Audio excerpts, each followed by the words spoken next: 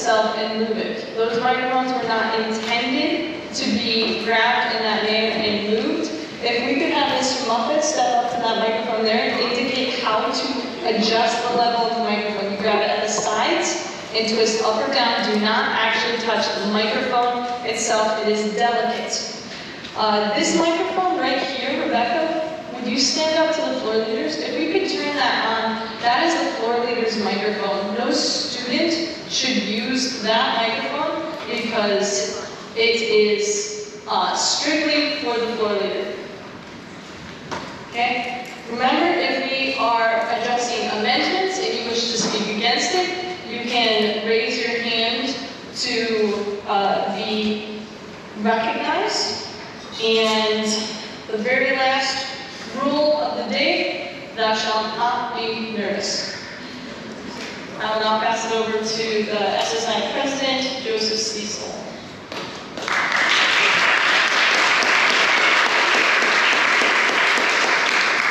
Good morning, everyone. What a privilege it is to be in this building. Thank you and welcome to our guests in the gallery. It's a joy to have you with us here to celebrate the work these students have done this week. It's not a performance today.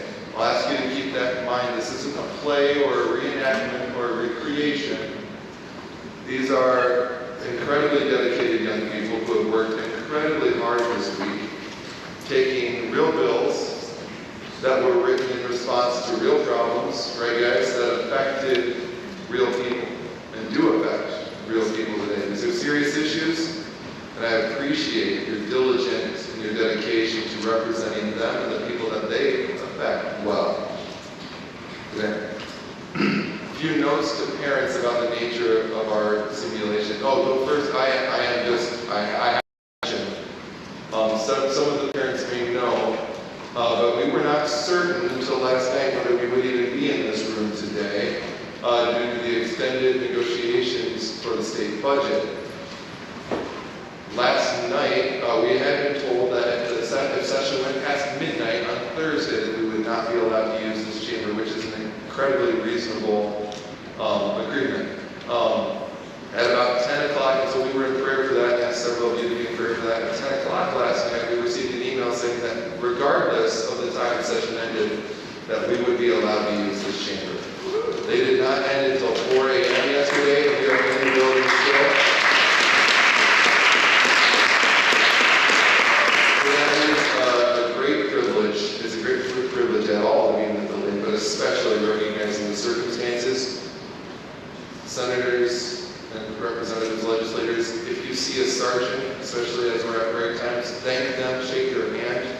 They were here till midnight last night, were let go early at midnight, in order to be here again early this morning for you. Without them, we would not be in this building. So let's give them a round of applause.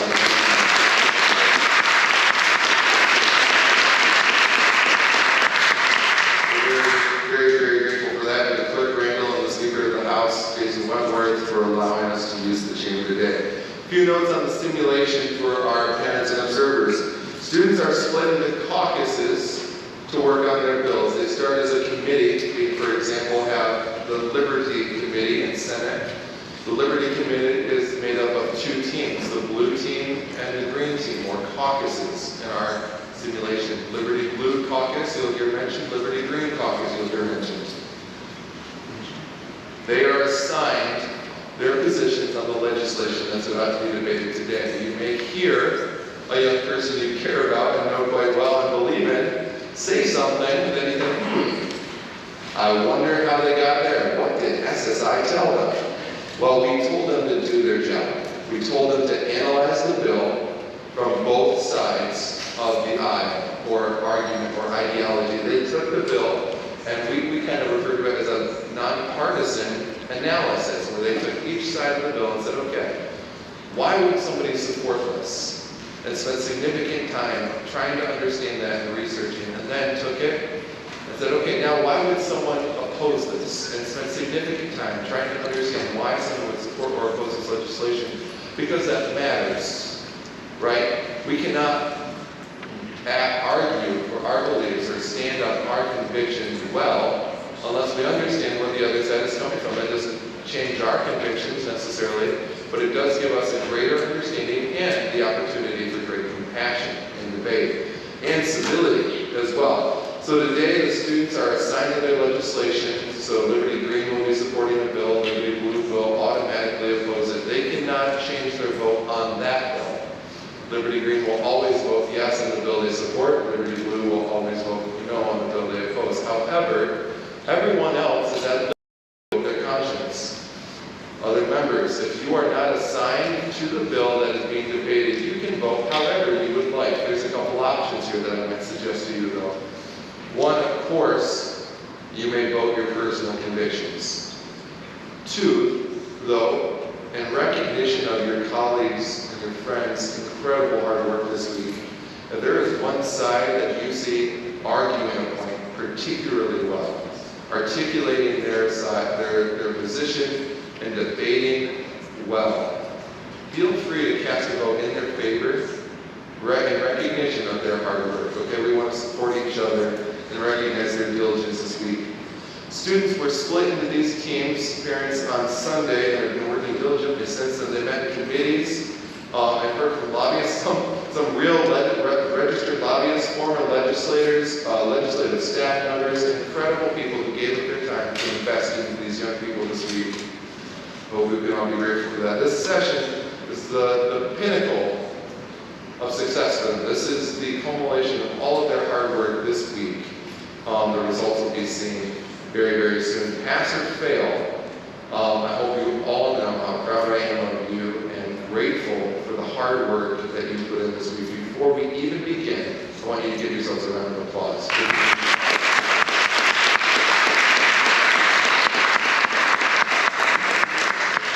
Once again, members, I'll remind you, there are 3 ways you can vote. You may vote yes, you may vote no, and you may abstain. Fun fact, you may notice there are some buttons next to your desk. Do not touch them, please. And a reminder, please don't touch anything on the desk. You see green for yes, red for no, yay, nay, and then yellow, we'll call our abstention color, the color of cowards. But no, it's not. Actually, there are some really difficult issues where you may not know how you want to vote on that. After the time of debate, you may be conflicted. Please only abstain if you're truly, truly convicted on the topic, okay? And you're not sure how to vote on the topic or on the debate, you're not sure who did better. Vote yes, your colleagues deserve your support or your opposition, okay? If you abstain, that's all right, but make sure it's for a good reason, all right? We have a lot of people on the floor today, which is incredible. By the way, everyone, this is tied. This week of camp is tied for the highest attended week of camp ever in 30 years for SSI.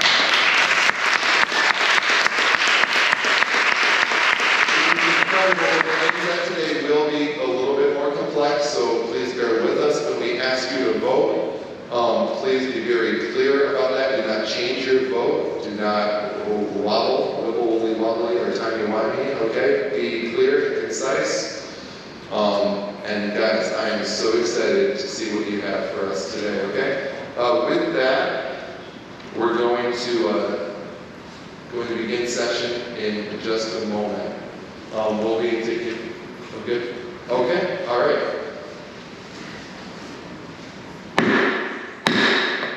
The Senate will come to orders. Members, please take note, Rule 32 is now in effect. Please remain at your desks unless directed otherwise. The clerk will give the roll count. Mr. President, there are 82 members present. Thank you, Mr. Clerk. Please stand as the Honorable James Muffett leads us in the pledge, and then remain standing for prayer afterwards. Members and guests in the gallery, please rise.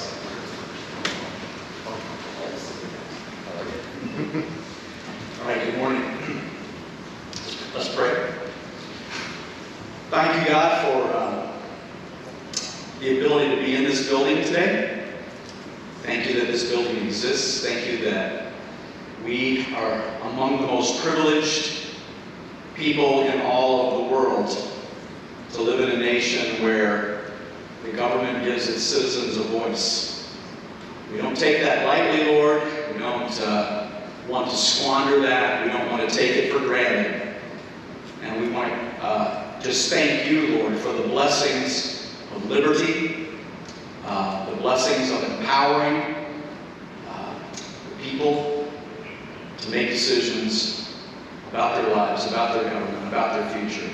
I thank you for these students who have come here this week, Lord, and I pray, God, that their eyes would be opened to the role that they have to play in their world, in their society, in their communities, yes, even in their government, Lord, as ambassadors for Jesus Christ. Lord, let this be a day where, Lord, eyes are opened, hearts are open to you, Lord, and that the deliberations that happen here, the conversations, the knowledge, the learning, God, all of that would resound to your glory in our lives and through us to this world. In Jesus' name, amen.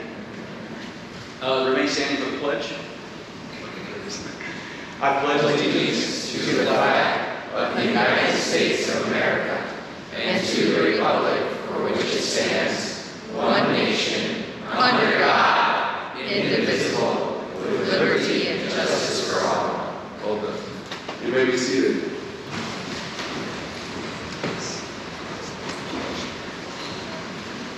Is there a motion on the floor? Mr. President, I move that HB 4182 be discharged from committee and be referred to the President of the whole. The floor leader has moved that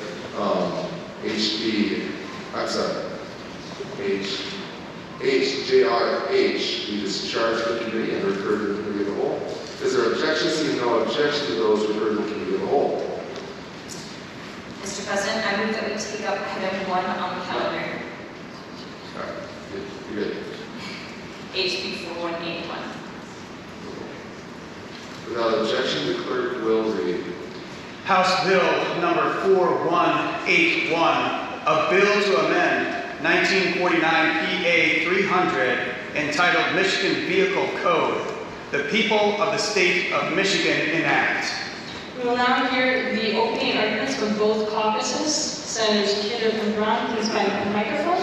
From the supporting caucus, Senator Kidder, you have the floor. And Senator Brown, if you would also stand and find the microphone. Thank you. Any microphone that is red is one you need to speak at. Senator Kidder, you have the floor. Thank you, Madam President. With great power comes great responsibility. In the last year, new drivers have been involved in over 47,000 crashes, resulting in 168 fatalities. I believe that these numbers are far too high, and I hope that you do too. This bill was written after the death of Kelsey Raphael, a young lady who was killed because she was talking on her phone while driving. Her last words were, "Oh no, I'm going to crash." Like many other new drivers, she didn't understand the risk she was taking by making that one call. All it takes is one call to end a life. We as legislators need to help new drivers learn to drive in a way that is safe and responsible. In an effort to prevent accidents and save lives, my fellow caucus members and I seek to pass House Bill 4181. To put it simply, this bill will stop new drivers from using their phones while driving, a practice that should have never been ignored. As many of you know, texting while driving is already illegal in Michigan. We will be taking this a step further by stopping new drivers from using their phones for anything, aside from the event of an emergency. We believe that this bill will limit the number of distractions a new driver has to deal with, whether it be visual, physical, or mental. With less distractions, the number of crashes and fatalities will most certainly go down, making our roads safer for everyone. I encourage you to vote for House Bill 4181. Keep our families, our friends, and our Maseratis safe. Thank you. Thank you, Senator. From the opposing caucus, Senator Brown, you have the floor. Senator Dara, if you would find the microphone. Thank you, Madam President. I do not support ban minor cell phone usage while driving bill. Many of the people here today have heard of the issues at hand in this bill before now, but just to be sure everyone understands the problem here, I'm going to lay all this out for you plainly and clearly. The majority of the American people own some kind of phone, and I can tell you from experience, just from spending time with other Americans, that most of those Americans really enjoy and benefit from their phones. Now, as you all may have realized by now, the majority of the American people also own some kind of vehicle which they drive and therefore benefit from. Please speak up. This bill is attempting to take away phones that driving Americans enjoy, at least while they are driving. This is the wrong way to go about the problem, however. It's not an issue of distraction, as the supporters of this bill may say. It's an issue of managing distractions in the vehicle while driving, because humankind will never get away from the mind's tendency to wander. And even if they have the correct, well-secured condition of distraction, they still wouldn't be capable of enforcing their bill, because they can't actually tell if someone is using the phone while driving. This bill is inadequate, and it doesn't solve the issues that matter. And now, I will turn it to our next senator. Thank you. Again, senators, if you would be aware of the schedule and stand up as the person before you is speaking. Senator Dara from the opposing caucus. We will now be proceeding to hear arguments from both caucuses. Senator Dara from the opposing caucus, you have the floor. Thank you, Madam President. Students need to learn how to use their phones while driving. Obviously, texting and driving is currently illegal, but many adults will answer calls while in the car. For other things such as work and stuff like that. Restricting minors' usage of cell phones while in the car does not allow them to practice while they are still using a permit. This then restricts them for when they become adults, and they don't have the adequate practice to drive. So please vote no on House Bill 4181. Thank you. Thank you. Senator Anderson, you have the floor. If the next speaker would be ready at the microphone. From the opposing caucus, Senator Anderson.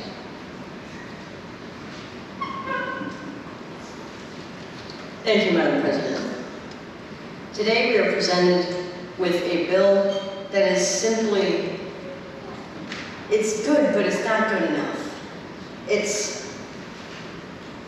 There's no real way to tell for sure if someone is using their phone in their car or how old they are. It's simply out of the question of enforcement. And I think I can speak for all of us when I say that teenagers are irresponsible. Teenagers speed. Speeding has been illegal for years, and that hasn't stopped very many people. The bill is good, but it just isn't good enough. It's just not enough. And even adults will still speed and text and call and watch videos while driving.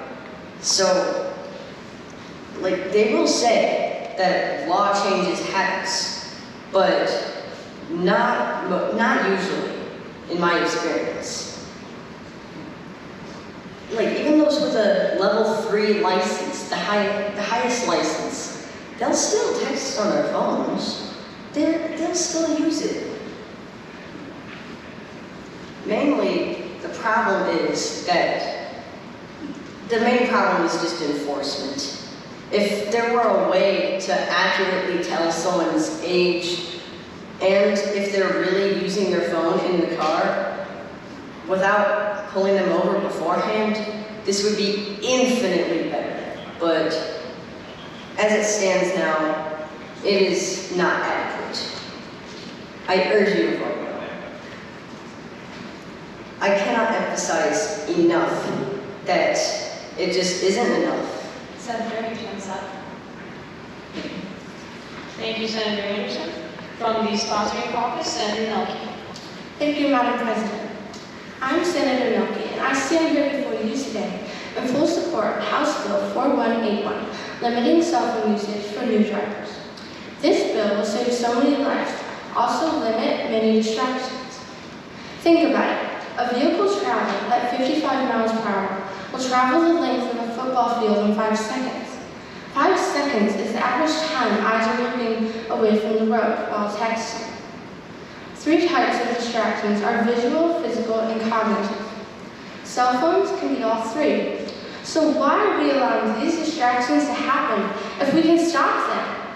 The risk of a crash or near crash is 23.2 times higher while texting than non-distracted driving. I believe this bill needs to pass because there are already so many distractions in this world, and especially in the vehicle. So are we going to let these distractions take innocent lives, or will we do our part by protecting America and fixing an issue that can be fixed and save the lives of the land of the free? Today, I wish to offer Amendment BF1, page 2, line 11, after, for a civil infraction by inserting, or a fee of $120 that would compound by a factor of 2 for each repeat offense. An amendment has been offered for House Bill 4181. You can see this amendment on your calendar. Under item 1, it says proposed amendments. Freedom Blue Amendment BF1, Senator Nelke. Senator Nelke, please continue to explain your amendment, what it does and why you propose it. Thank you, Madam President. This amendment will enforce drivers' consequences. This adds to our bill by clarifying what the amendment is and the severity. Please vote yea for House Bill 4181 to save the lives of this generation and the next to come. Thank you. Thank you, Senator. Is there any senator from the Freedom Green Caucus that wishes to speak in opposition to this amendment? Is there any opposition at all? Okay, for those of you who are following around and unfamiliar with the bill, what this is doing is inserting a penalty that for every infraction of this bill, the lawbreaker would be charged $120, and that would compound or multiply by a factor of 2 for every repeat offense.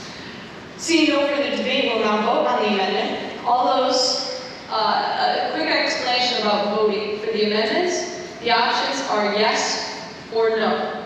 You're going to be asked to raise your hand and say yay, or raise your hand and say nay at the appropriate time. Please do raise your hand nice and high, as we're going to be judging this based on how many hands we see. Do not abstain. All House members and senators should vote on every amendment and bill. We'll now vote on to whether adopt this amendment and add a language for the fee. All those in favor, please raise your hand and say aye. Aye. All those opposed, please raise your hand and say nay. Nay. Seeing enough support for the amendment does pass, and we will now proceed to hear closing arguments from both caucuses, starting with Senator Darrow.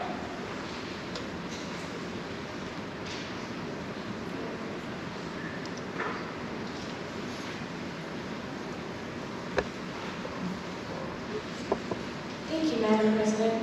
I'm Senator Darrow, and I strongly oppose House Bill 4181 because it restricts people with a level 1 or 2 license from using their phone while driving for any reason.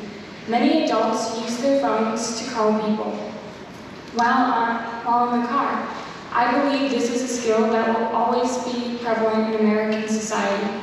For this reason, I believe that our new drivers need to have experience with using something so valuable in our culture. There is also no real way to enforce this law, as a student calling or a minor calling could just set their cell phone down and pulled over.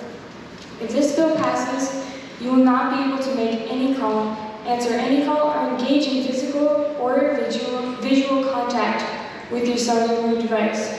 This is a violation of your rights. In addition, you won't have any practice for when you can use your cell phone in your car. Senator, your time's up. Okay. Remember, you are allowed to ask for a vote when your time has expired. Speaking for the Freedom Blue Caucus, Senator Nelke. Thank you, Madam President. I am in support for House Bill 4181, limiting cell phone usage for new drivers. And a show of hands, how many of you drive? Okay, so, as new drivers, you know how difficult it is to drive with a phone in your hand. Yet most of us continue to use it anyway, because phones are addictive, and we all know that. So, in my opinion, if this bill passes, it would become commonplace like wearing a seatbelt. If the seatbelt law was not in place, many of us would not wear it, and accidents would be more expected. If we pass this bill, it will significantly decrease the chance of car crashes. As I said, phone usage causes physical, mental, visual distractions. Phones are the #1 distraction in vehicles. Kelsey's Law is significantly in order to save our teens and ourselves from crashing due to distractions and to save the lives. Thank you. Thank you, Simon.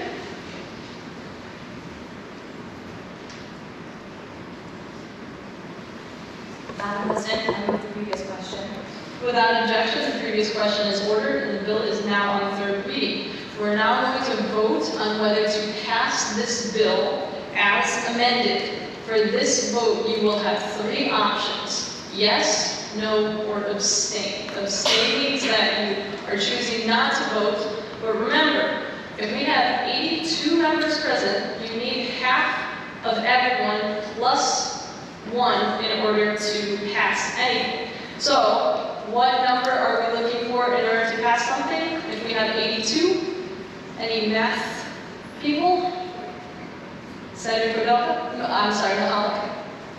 42. We need 42 yes votes. It doesn't matter if there's 1 yes vote, no vote, no no's, and everyone else abstains, it fails. So, all in favor of passing the bill as amended, please stand. Tellers, if you would count and give your count to the clerk.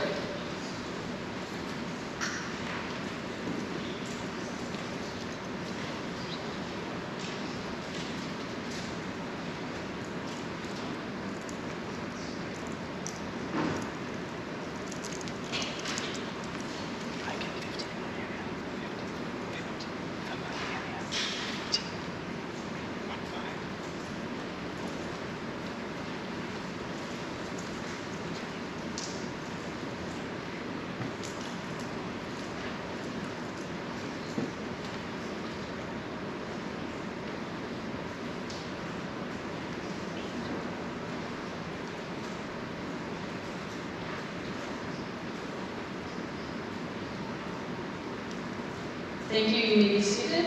All those opposed to passing the bill, please stand.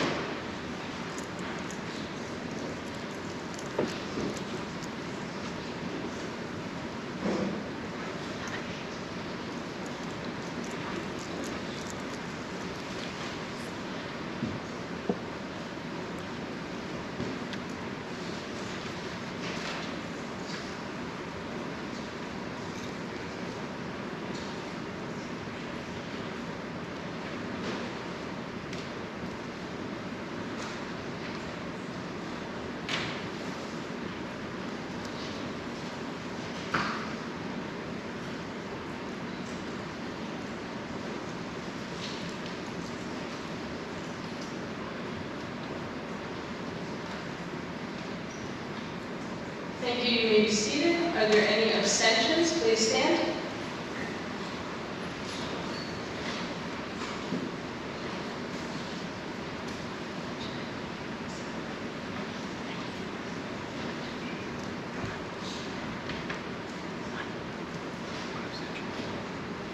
Thank you. You may be seated. The clerk will give the count.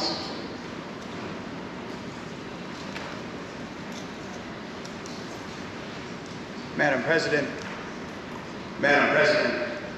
there are 51 yes votes, 36 no votes, and 1 abstention.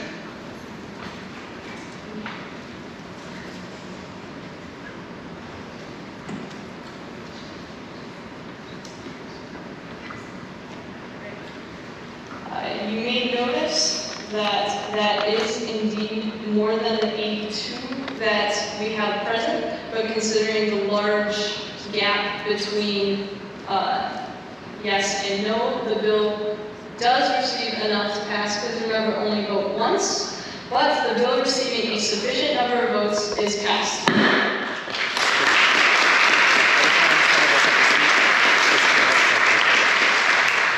Madam President, I move that we take up item 2 on calendar HJRC. Without objection, the clerk will read.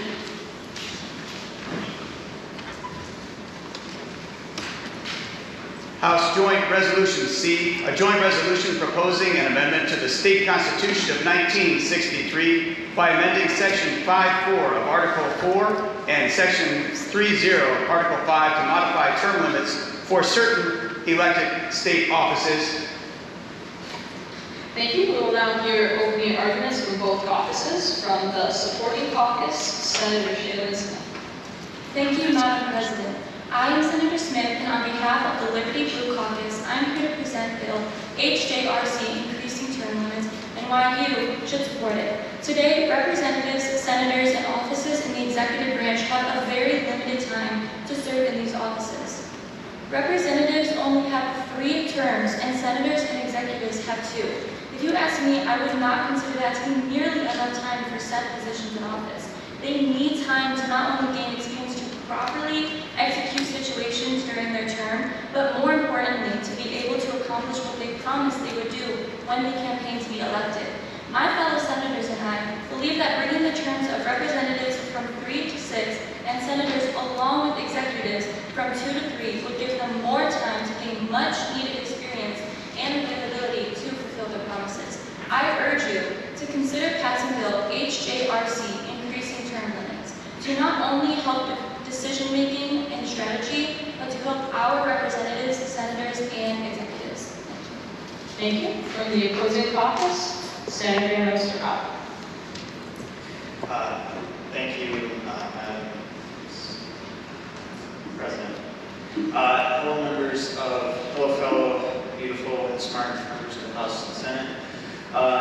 Corruption is what's being supported in this bill. The role of a politician is never meant to be a career. Why are politicians making laws that give them more power for longer? People you probably know have been in politics for longer than a lot of you have been alive. This was not the intention of our democracy.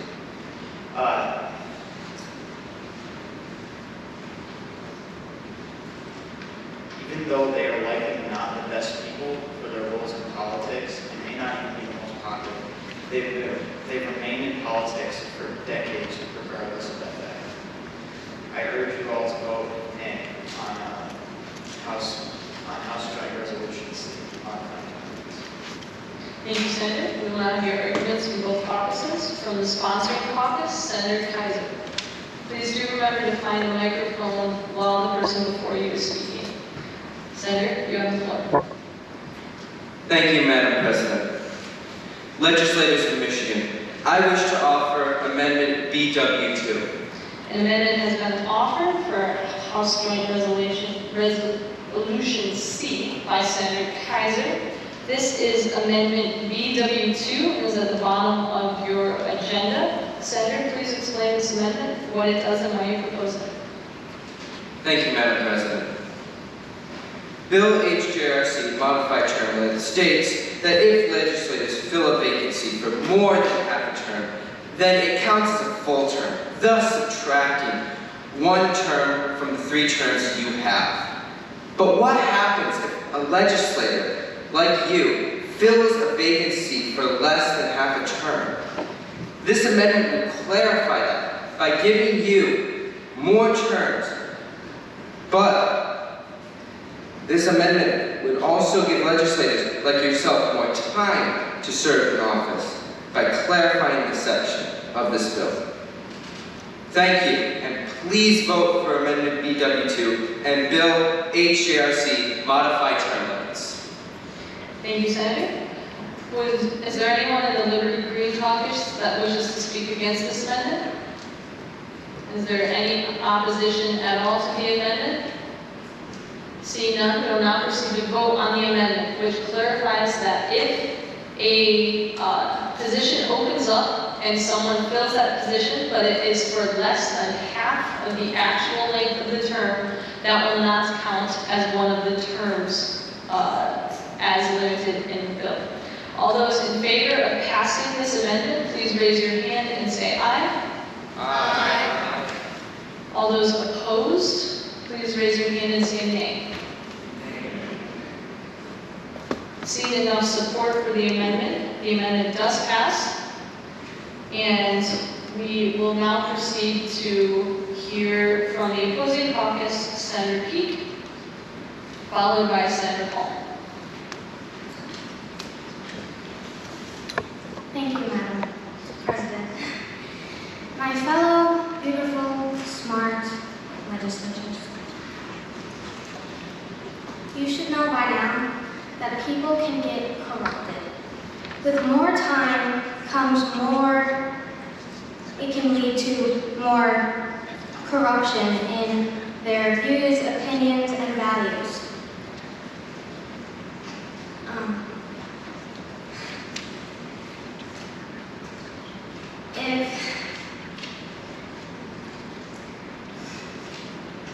If someone is taking more and more time practicing and practicing their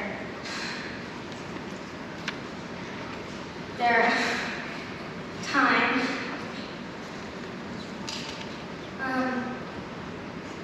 they can lead to changing their opinions, and that could lead to many different problems.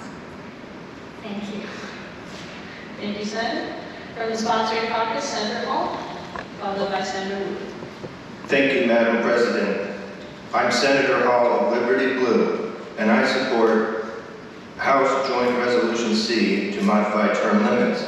As you heard earlier, this bill is intended to extend legislative and executive term limits so that politicians who hold these offices will be able to continue gaining experience and fulfilling their campaign promises.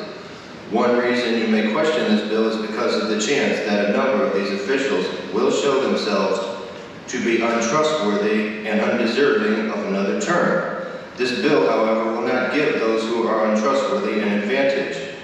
They can still be voted out every 2 to 4 years during the general election, depending on what office they're holding.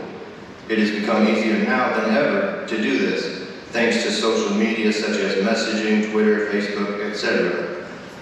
And the parties can always select a new candidate to replace the unreliable incumbents.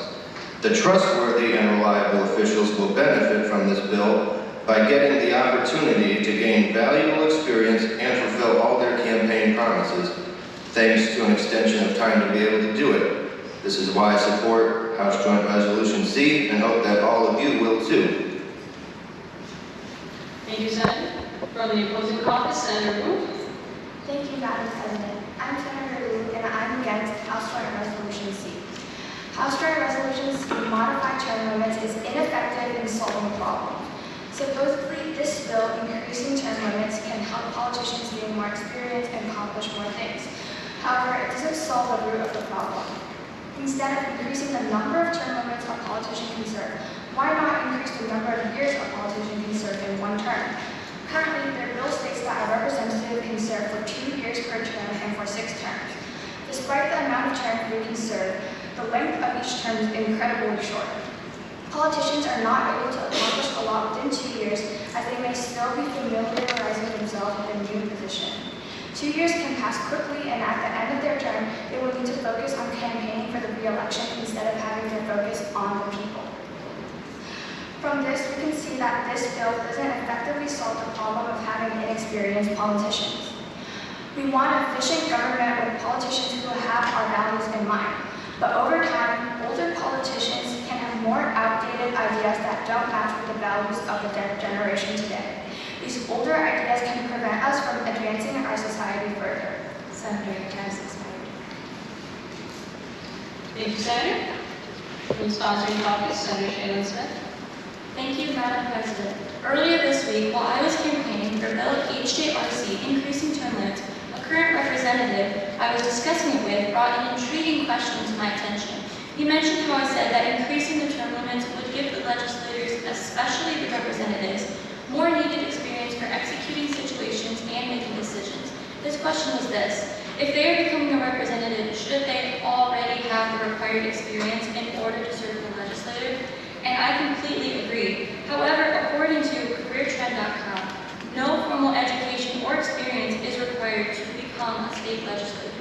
This bill would help with that. By giving the legislators more terms, they would have a more appropriate and reasonable amount of time to gain that needed experience during their first term so they can properly execute problems and situations for their later terms. This could help them feel less rushed and more prepared for their future term serving. If you want your legislators to solve problems thoroughly and efficiently, I strongly encourage you to say yes to increasing term limits. Thank you.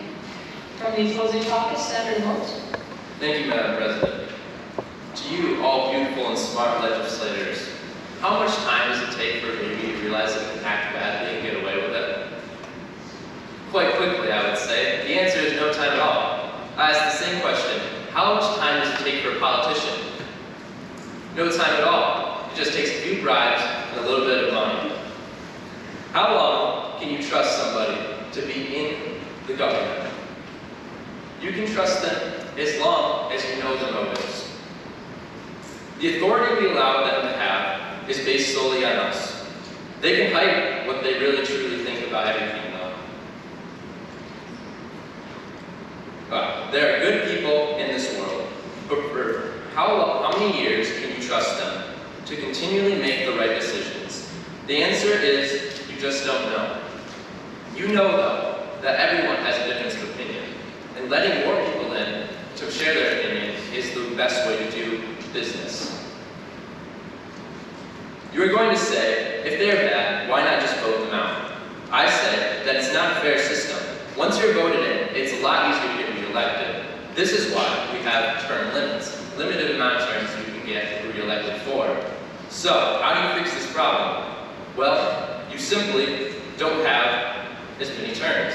What is this bill trying to accomplish? It's trying to add more terms. Brilliant idea, don't add more terms.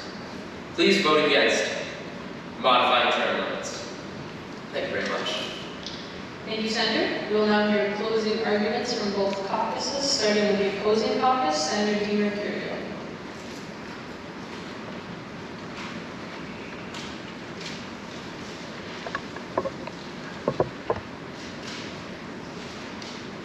Thank you so very much, Ms. President. Madam President. Excuse me, Madam President. All right. Hello, beautiful and exceptionally smart people of the legislation. I'm Jordan DiMercurio. I say my last name so you guys don't have to. And I'm here with my team. I would like to bring you in contact with the truth of our side and the opposing team's argument. Starting with this. In modified term limits, Liberty Blue presents this approach of persuasion. More time for the politician then concludes that more people will be more pleased. But Liberty Blue then also believes that it is beneficial to us, the people, that if the politician gains experience during their time in office, that it'll help us people. However, if that is the one result, why have any term limits at all?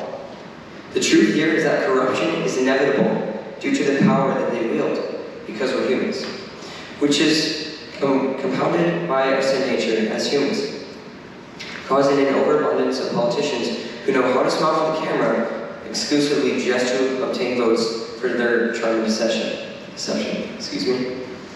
Now, knowing the lack of authenticity of these politicians, whether Christian or not, I beg with you that you recognize this truth and pursue it. Just as John 8:32 says, if you act on this truth, you will be set free. So please, vote against the bill. Thank you so much. Thank you, Senator. From the supporting caucus, Senator Jim. Thank you, Madam Speaker. I believe the opposing caucus made arguments that this bill will allow incompetent or corrupt politicians to stay in office longer and make more bad decisions. But, however, this is untrue. Our bill does not extend the amount of time for each term. It extends the amount of terms so that politicians will have more opportunity to gather experience, fulfill campaign promises, and better represent our people. Like previously mentioned, 6 years is not nearly enough time for someone completely new to the job to be able to do it proficiently. Our bill extends the possible time to 12 years, but remember, it's only 12 years if they get re-elected 3 times, which shows the will of the people. If a politician elected proves to be incompetent, corrupted, or inefficient, this will show in the result of the votes of the re-election, with name recognition and a representation of the person who has been previously elected. You said that they will have a better chance of being re-elected. However, I would say there is an advantage of being re-elected, but it's not an unfair advantage. If you are a good politician and you have earned a good name for yourself, then there is a reason that people will re-elect you. And if you are a bad politician or corrupt, people will see that, and it will show in the results of the votes.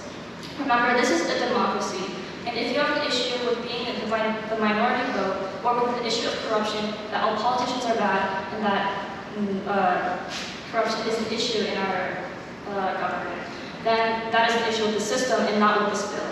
Our bill provides opportunity for politicians to do better and prevents bad politicians from staying in office. We need this bill for a better change in our government and better representation of the people. Vote yes for Bill House Joint Resolution C, modified term limits. Thank you. Thank you, Senator. Madam President, I move to this question. Without objection, the bill is now on 3rd reading, and we will vote on whether to pass the bill as amended. All those in favor of passing the bill, please stand.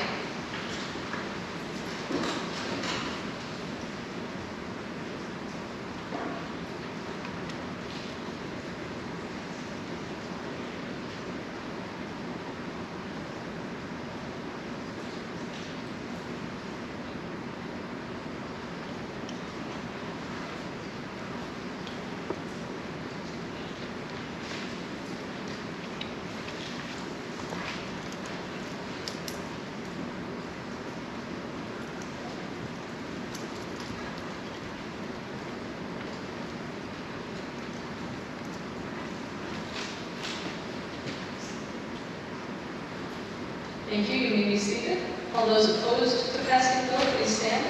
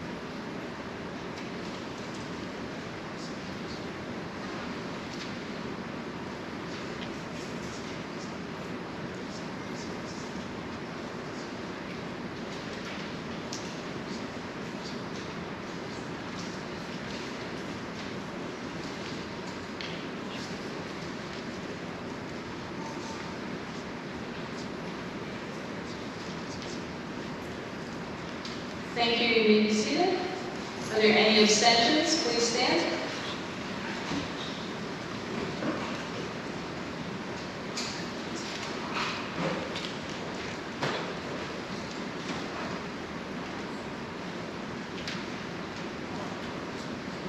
Thank you. You may be seated.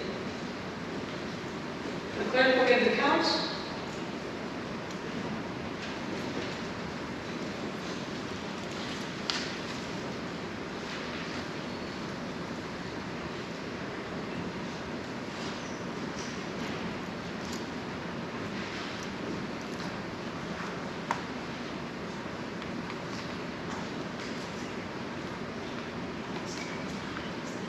Madam President, there are 32 yes votes, 49 no votes, and 3 abstentions. The bill receiving an insufficient number of votes is not passed.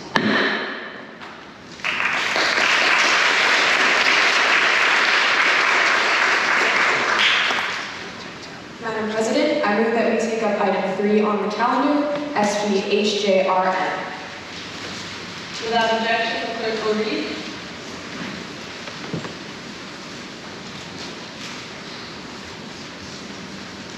A joint resolution proposing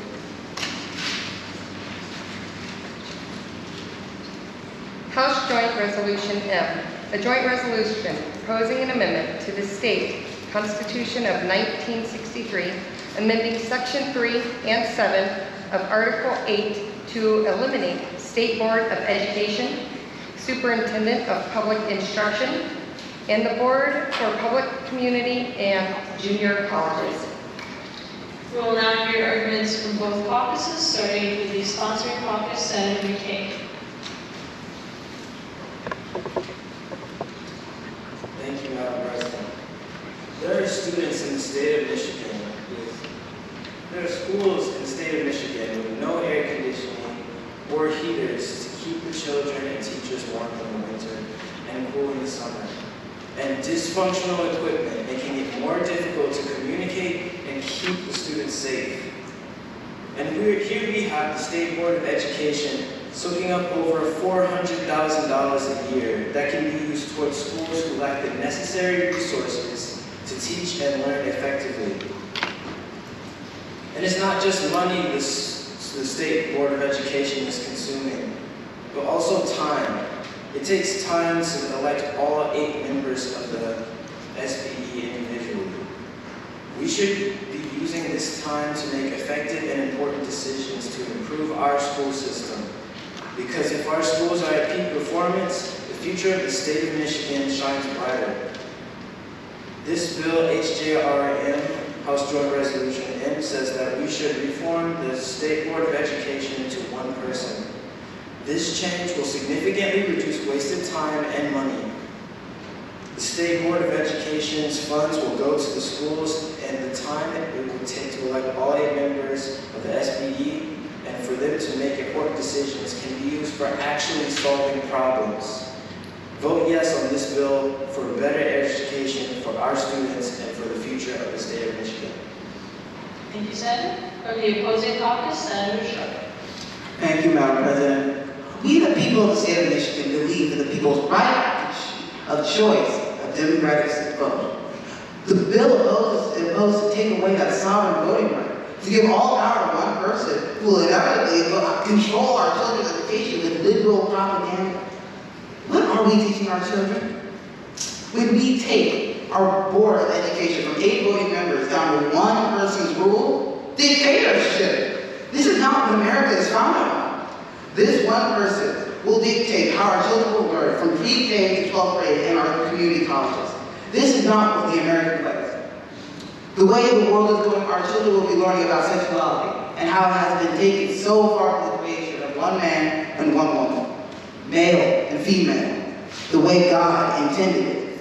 Critical race theory is a curriculum, a new thinking, that is racism that is never supposed to be there in these young children's minds. LGBT is being taught by clowns, drag queens, in kindergartens. What is our future? I don't know about you, but me and my colleagues are better at the future with our children and our state and our world. Join us in protecting our children. Vote no. Do not allow dictatorship to take over our future. I'll take the children. Thank you. Please refrain from applause until the end of the bill. Thank you. We will now hear from the opposing caucus, Senator Moll. Thank you, Madam President. Why would we want to put all the power of the State Board of Education in the hands of one person? In Proverbs 11:14, it states, where there is no guidance, a people fall, but in abundance of counselors there is safety. The variety of opinions presented when more people can provide input is valuable because more sides that may not have been considered can be viewed when more people share their sides of the story. education could suffer from this change.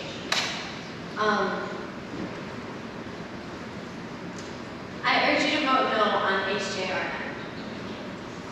Thank you, Senator. From the sponsoring caucus, Senator Hubbard. Thank you, Madam President. The opposing caucus mentioned that the board would be better because of the differing opinions. However, I must disagree. Because the board does not effectively make decisions quick enough, the board is ineffective. Representatives and senators, our children in kindergarten through the 12th grade are suffering under our current Board of Education. Our public schools are ranked 38th in the nation for education, and they are not improving. Since 1963, when the Michigan Board of Education was formed, the board has done nothing. 60 years is a long time. It is too bad that our current Board of Education has only managed to fail our schools, our students, and our families. How can we allow this? How can we let this go on? Most importantly, how will we fix this? Thankfully, House Joint Resolution M offers us a way to enhance our Board of Education. The bill offers a way to better our schools' education. Because the 8 members of the board are doing nothing, our bill will allow for the Director of Education to make the necessary changes promptly and effectively. One director will be able to do far more work in a month than the current board does in a year. The change of leadership will allow our schools to finally start succeeding. Together, we can help our schools prosper. I'm a proud Michigander. I wish to see a change that will help our state become great. I hope you do too. Vote yes for House Joint Resolution M. Thank you, Senator. From the opposing caucus, Senator Ross. Thank you, Madam President. How would reducing the amount of opinions and discussions fix any problems? I agree that our school system has flaws, but HJRM will not fix the problem, but only cause more. Just as not all movement is forward, not all change is good. If 8 people can't handle it, how on earth could just one?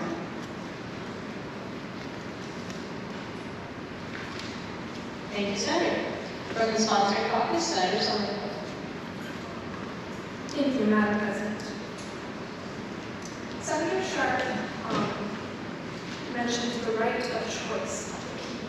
And I would like to say that I completely agree with this. The right of choice for the people to elect who they think should be making decisions in their school system. With our bill, the amendments made, this one director would be elected by the people, so their right of choice would still be in their hands. He also mentioned propaganda. There is already propaganda in our school systems, and there is no way to take away all of that propaganda.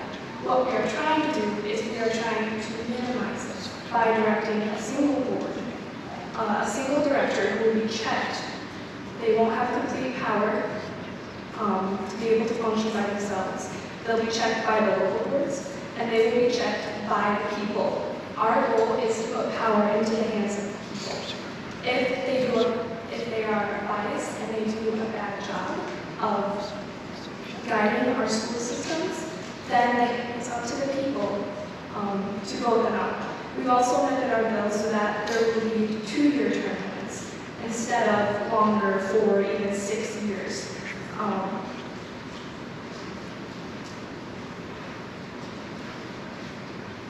Senator Ross also mentioned, just as all movement is not forward, I would just like to say, just because a choice is quicker doesn't necessarily mean it's better. But just because a choice is slower also does not mean it's better. Senator, your time is up. From the opposing caucus, Senator Blankenship. Thank you, Madam President. I find it very admirable, Justice, that you wish to fix Michigan's disastrous education system. But I believe that you are ultimately barking up the wrong tree. This bill is assuming that the issues of our education system faces is to do with the structure of the Board of Education, and that changing the structure of the board will somehow solve our issues. When in fact, there are states that use the exact same Board of Education system that we do currently, and rank in the top 15 of states in education. If it were an issue with the way that the board is structured, then why do we see such a great variance between the states' education rankings? This bill will not have any positive effect, and it can only worsen the state of the state's education. I vote against Bill HJRM. Thank you. Thank you, Senator. We'll now hear closing arguments from both caucuses. From the opposing caucus, Senator Shaw. Thank you, Madam President. I am in full agreement that the current Board of Education isn't perfect, but how would appointing one and only one person in charge of fixing these problems? Can we really blame education failures on the Board of Education? There are many reasons why a school could fail, and these reasons are not necessarily the board's fault. Reasons may include the fact that there is no such thing as a perfect student or teacher. Both could be a setback to the education of the rest of the class and/or school. The board cannot control how much the school or classroom learns in order to get adequate testing scores. If the board cannot control these things, then how is education failure the board's fault? The state of Michigan education system is in need of lots of fixing, but if the current board with 8 members isn't fixing anything, is having only one person making all these decisions really going to fix our public education system that we have right now? Money is not an issue. Whether one board member or 8, no amount of money will be returned to the people. These numbers of money can be taken because of our current government system and put into different areas of the government.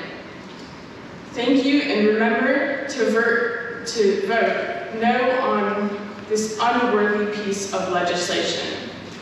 Thank you, Senator. From the sponsoring caucus, Senator Cologne. Thank you, Madam President. The students of Michigan have been held back long enough. For the past 6 decades, our children have been struggling to get a good grade. We have been using the same format for our schools, and it has been undoubtedly unsuccessful.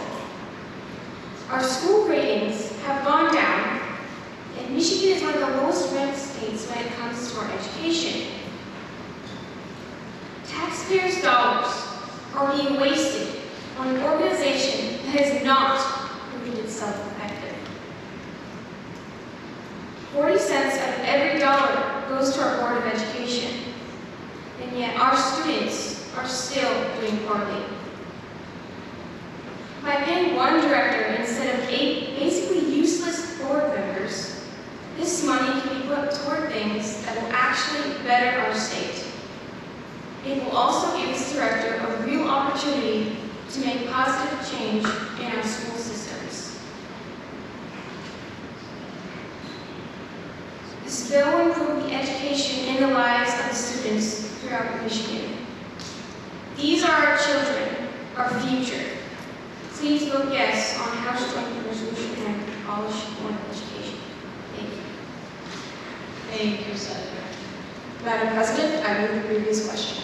Without objection, the previous question is ordered and the bill is now on third reading. All those in favor of passing the bill, please stand.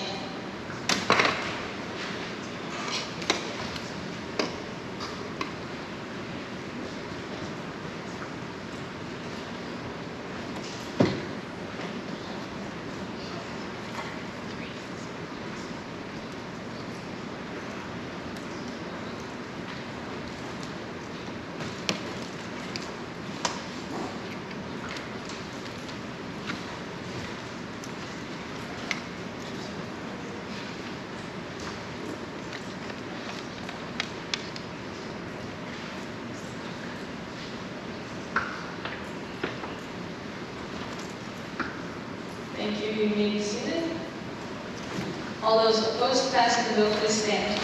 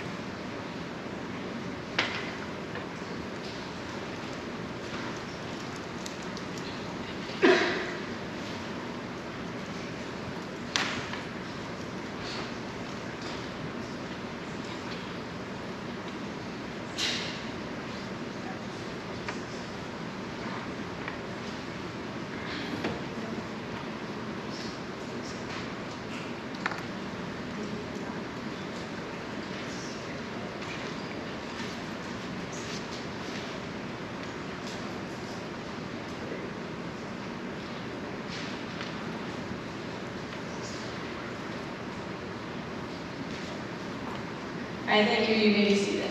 Are there any extensions? Please stand.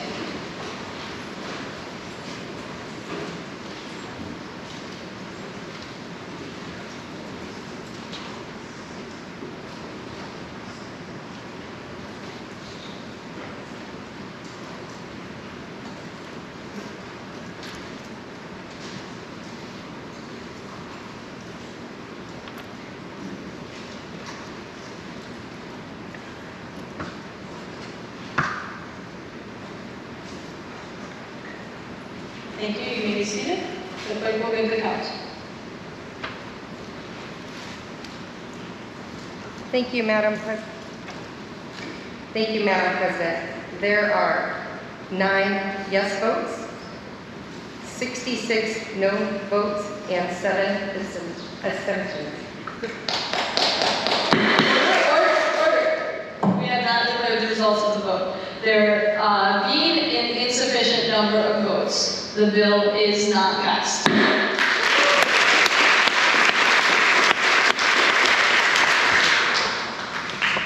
I move that the Senate will stand to recess at the call of the chair. Without objection, we will take a 5-minute recess. That means a break. There are bathrooms in the back. Senators, please, if you need to use the bathroom, go first. We may start the next session if there's still representatives in the bathroom for the sake of time. 5-minute break. You may use your phones. Permission to make noise? Yes, permission to make noise is granted. Just kind of be on call so I can. Oh, you can.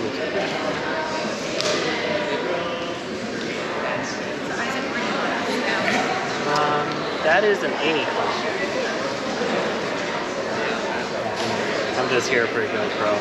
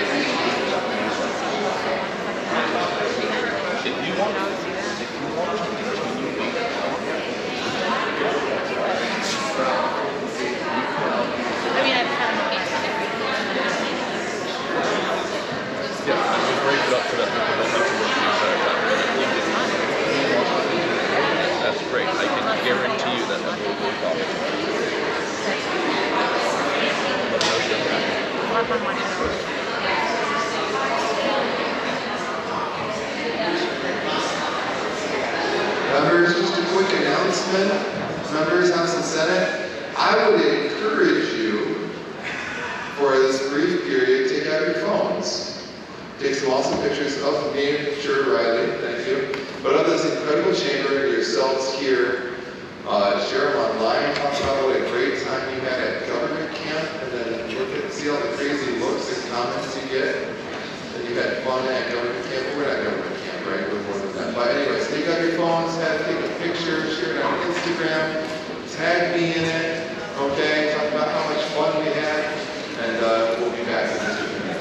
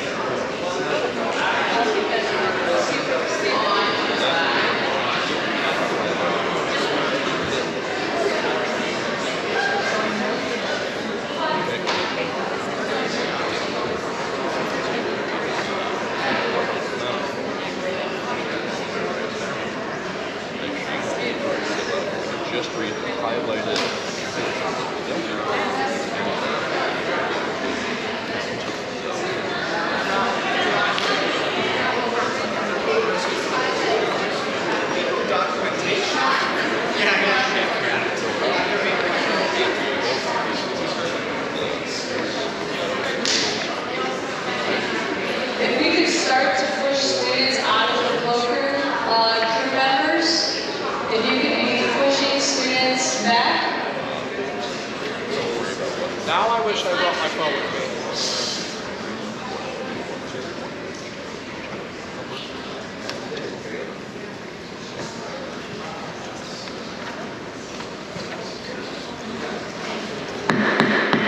The Senate will come to order.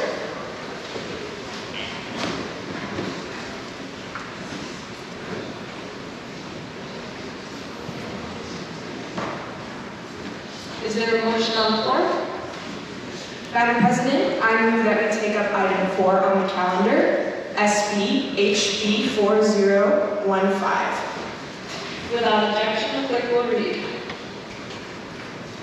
House Bill number 4015, a bill to amend the 1931 PA 328 entitled the Michigan Penalty Code. The people of the state of Michigan enact.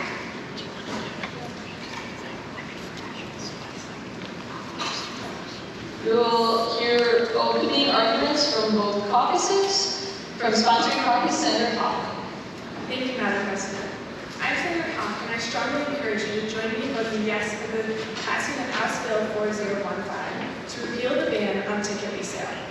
Now, before I hand it off to my colleagues, I'm going to give you a brief overview of this bill.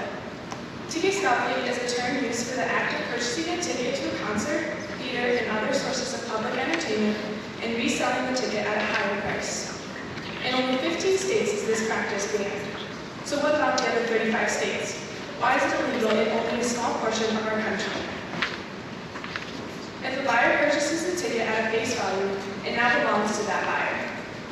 That's their personal freedom, and the government should stay out of it. In states where scalping is illegal, they have set up certain restrictions, a few being no resale allowed on grounds of event, no exceeding a certain amount more than face value, and others similar. Say I would offer you to sell a ticket to you for more than $20 more than I originally bought it for. However, you are aware of these conditions and proceeded to purchase the ticket from me. What's the problem here? Both parties involved know the facts, and it can remain between the two of them as it should.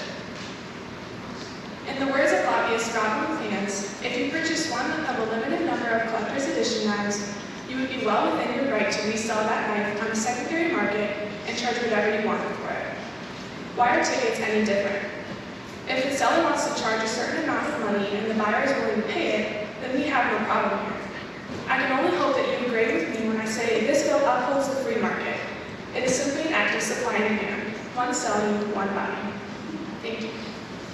Thank you, Senator. From the opposing caucus, Senator Hall.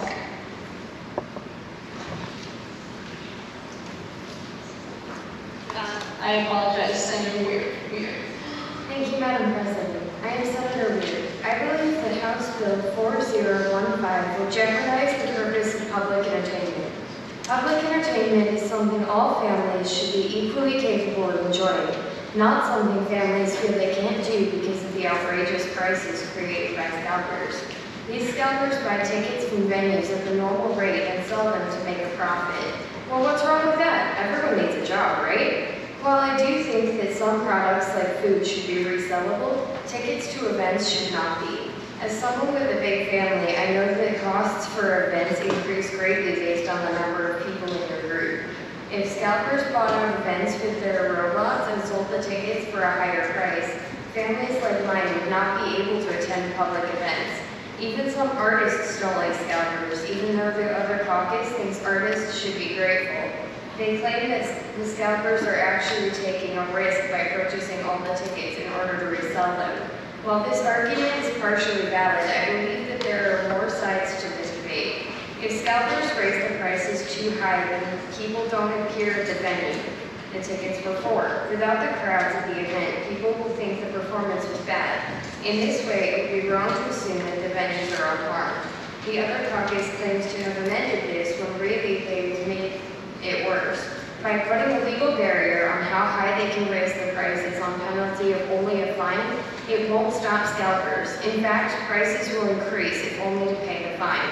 In order to maintain low ticket prices for events, vote no on House Bill 4015. Thank you. Thank you, Senator. We're allowing your arguments from both sides. For the sponsoring caucus, Senator Greenwich. Thank you, Madam President. I move for unanimous support of House Bill 4015.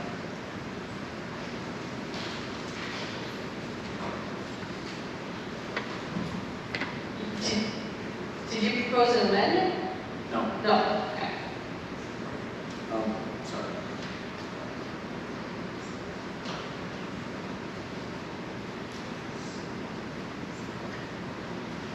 You should vote for this bill because it would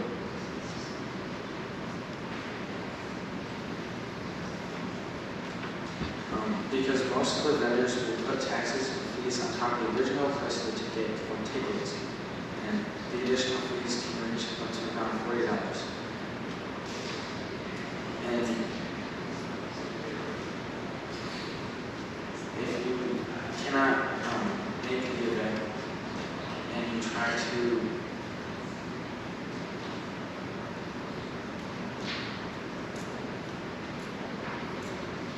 get a refund on the ticket, you cannot get the tax or the fee going back. So this is unfair because consumers.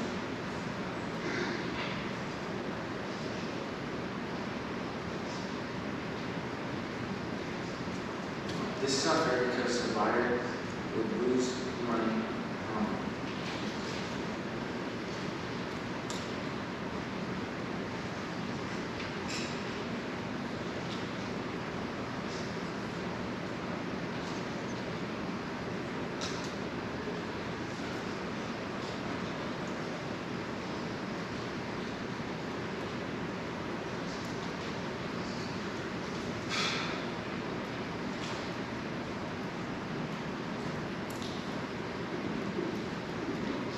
Senator, your time has expired.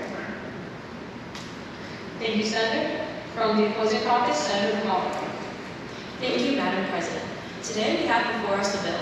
This bill, among many things, intends to reinstate a system that was already abolished. This idea of banning ticket scalping has been in Michigan law books since 1931. An argument could be made that since the concept of banning the action of scalping is so old, it shouldn't matter. I strongly disagree with this. This whole type of business stands against America's people and economy, as it lowers the cost of the US dollar, encouraging inflation. This charges more for the same ticket, as well as causing competition, which could lead to inflation of the original ticket cost. Thank you. Thank you, Senator. From the sponsoring caucus, Senator Doug. Thank you, Madam President. I am speaking in support of House Bill 4015, Allow Ticket Resale. It has been said that by the opposing caucus that this is unfair towards the buyers because it is raising the price, an amount that people will be unable to pay. But in our amendment, we state that if you do raise the price from 20 to 50%, then you will be paying $250 in fines, and above that 50%, more than the original price for a profit. This is legal because it is your personal property once you have purchased it, and you have the right to resell it due to free market. Senator, your time has expired. Thank you, and I urge you to vote for House Bill 4015. Thank you, Senator. From the opposing caucus, Senator McCall. Thank you, Madam President. Hello again, fellow senators, Madam President, and visitors. I wish to protest this bill until I can guarantee that each and every one of you will vote nay. My opponent will claim scalpers are just people trying to earn a living. I will point out scalpers are those people who buy out tickets when they're released. They tend to mark up prices for a nice pay benefit. These are the same people who leave stadiums empty. These are clearly con men just trying to earn a quick dollar. That's all I have to say on this. My opponent will also claim scalping is the same as those people who sell things on eBay. This isn't true. Those people sell specific items intended for long-time use, whereas a ticket only gets for one-time use and maybe some memories. It has,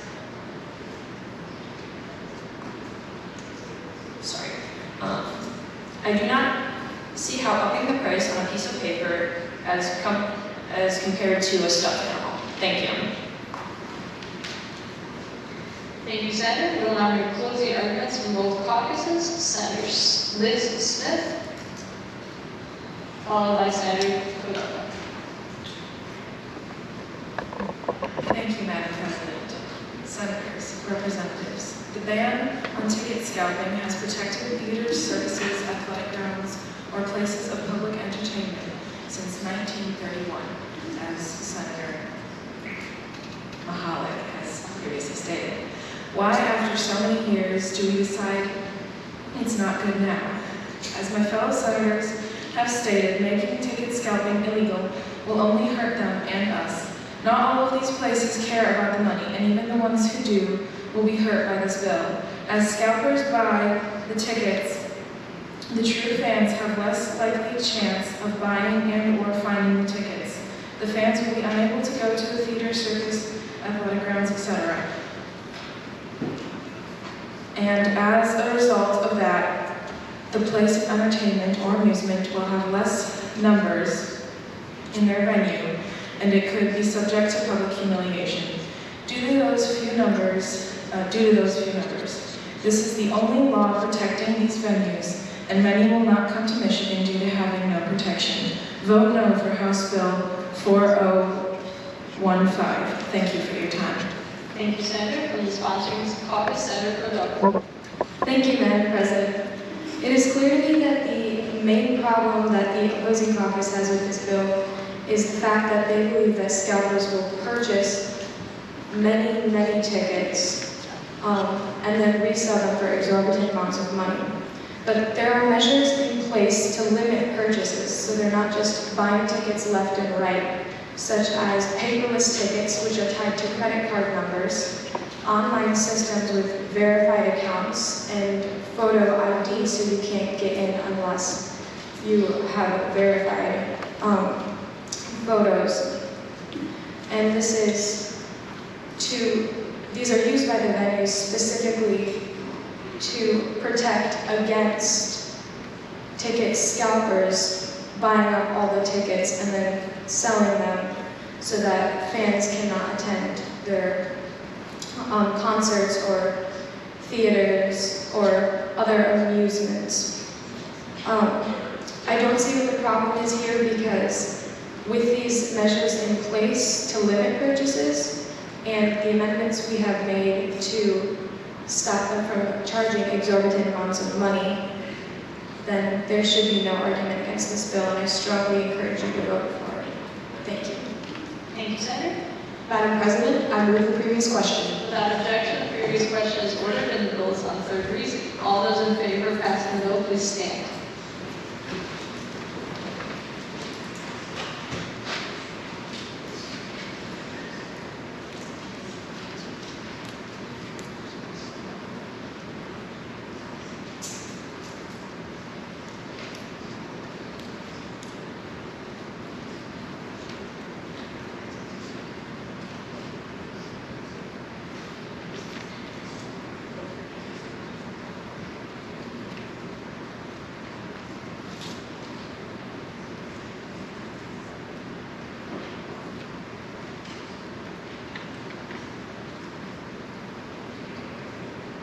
Thank you. You may be seated. All those opposed, please stand.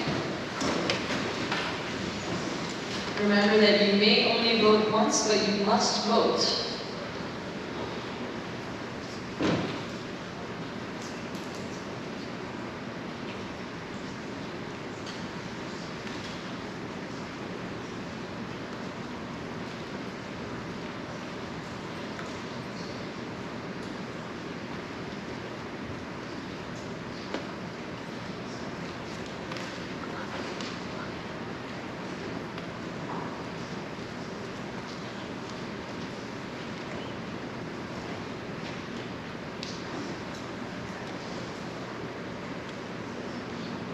Thank you. You may be seated. Any abstentions, please stand.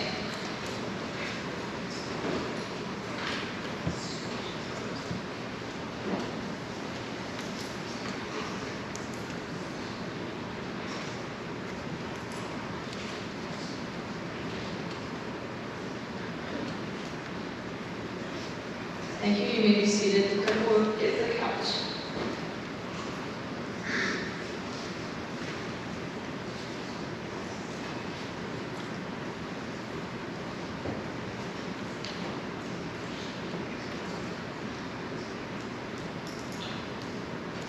Thank you. Thank you, Madam President. There are 26 yes votes, 30 nays, and 6 abstentions. 26 yes votes, 30 no votes, and 6 abstentions. That does not add to the 82 people we are looking for, and that is a very significant margin.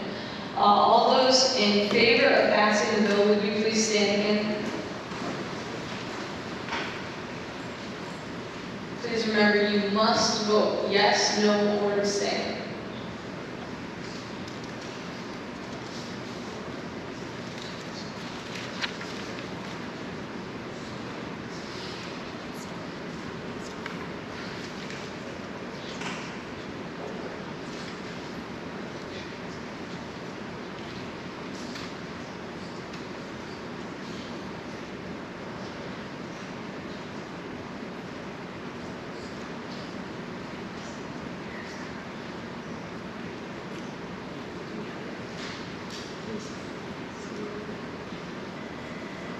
You may be seated. All those opposed to the bill, please stand.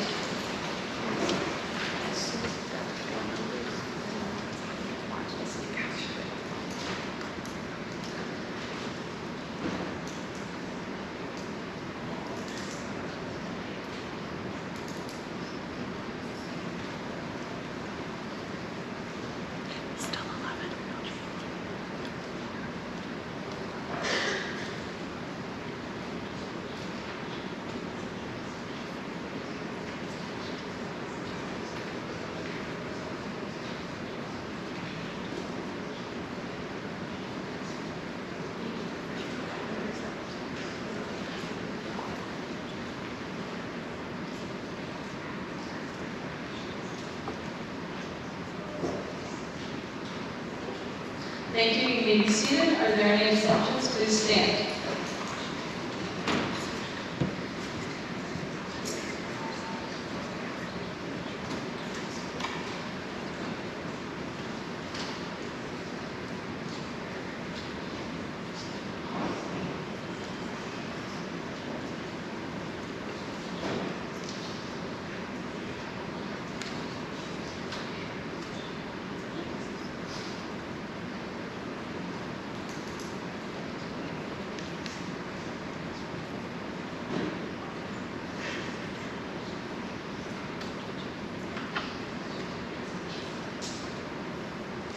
Thank you, you may be seated. The clerk will get the count.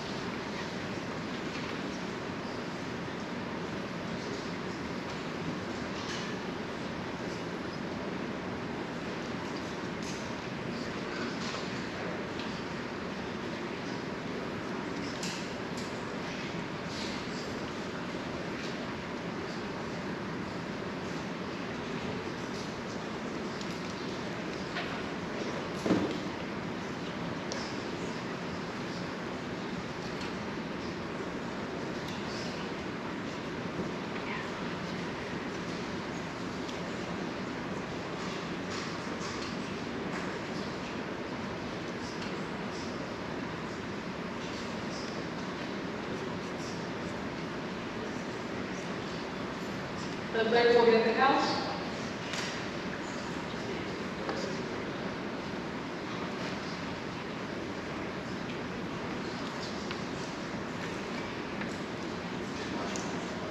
Madam President, we have 35 yes votes, 52 nay votes, and 4 abstentions.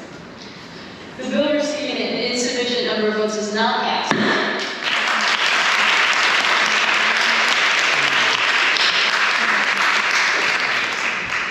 Madam President, I move that we take item number 5 on the calendar, SEHJRH. With no objection, the clerk will read. House Joint Resolution 8, a joint resolution proposing amendment to the state constitution of 1963 by amending section 46 of Article 4 to provide for the death penalty in certain circumstances. We'll now hear arguments from both caucuses. Senator Peake, you have the floor. Thank you, Madam President. Beautiful and smart legislators, I'm here today on behalf of House Joint Resolution 8. Today, in modern society, too many people are killed, and unfortunately, we can't change that. But when people are killed, the victim's family never stops mourning the loss of their loved one. HJRH could potentially help families as they're going through these tough times. Angela Samota was a 20-year-old college student who was found dead, stabbed 18 times after being sexually abused. Angela did nothing wrong, yet her family will never get to see her smile again. Angela's murderer was almost never found, but her loved ones found the culprit through private investigators. Although they found closure, they will never stop mourning Angela. So, please, on behalf of broken families, vote yes on HJRH. Thank you. Thank you, Senator. For the opposing caucus, Senator Motley. Thank you, Madam President, and good morning. I am Senator Motley, and on behalf of the Liberty Blue Caucus, I am here to oppose Bill HJRH, which proposes to legalize the death penalty in cases of first-degree murder. The execution of a criminal is an extremely complex process, one in which the disadvantages greatly outweigh the benefits. One of the heaviest reasons regarding the subject is wrongful imprisonment. Wrongful imprisonment has occurred many times in the past, and no amount of criminal executions can overcome the gravity of murdering an innocent person. Next, if you take a broad look at statistics, the death penalty is biased toward ethnic minority. These stats show that men and women of a different ethnic group are more likely to lose in trial compared to other races. Additionally, in states that have previously passed this bill, the crime rates prove to be the same in states that have not. Because the punishment of a criminal is ultimately decided in trial, it places an immense amount of mental and psychological stress on the judge deciding the outcome. For these reasons and many more, this bill would be detrimental to the state. Thank you. Thank you. From the sponsoring caucus, Senator DiMercurio.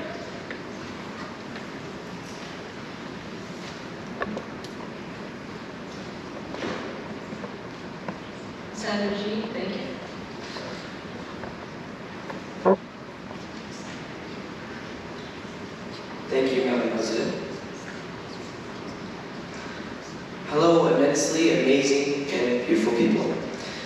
So here with our caucus, as we all know, speeches can mostly sound so inspirational and emotional that you can be, as a person, persuaded by emotion to vote a certain way, or even a biased way.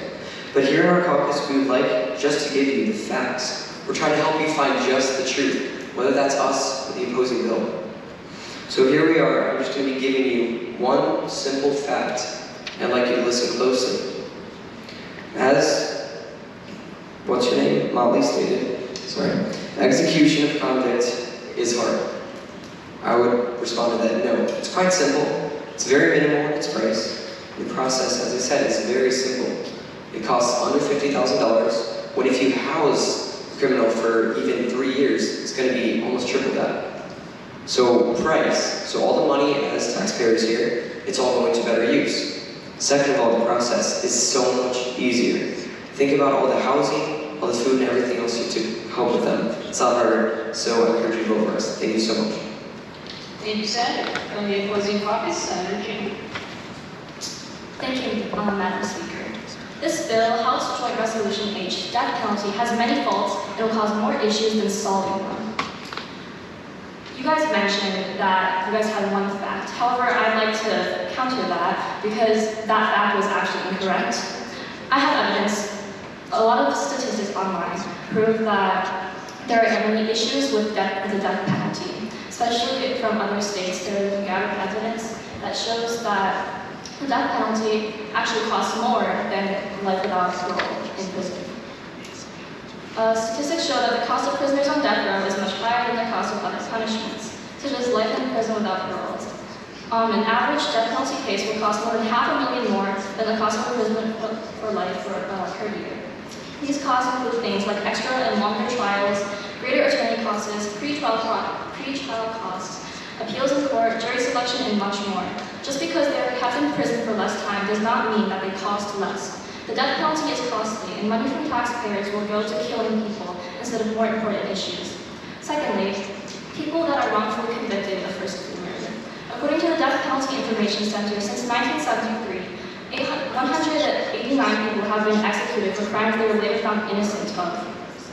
And with the amendment that the opposing caucus added that shortens the time for the convict to be proven not guilty, more hasty and inaccurate decisions will be made with someone's life.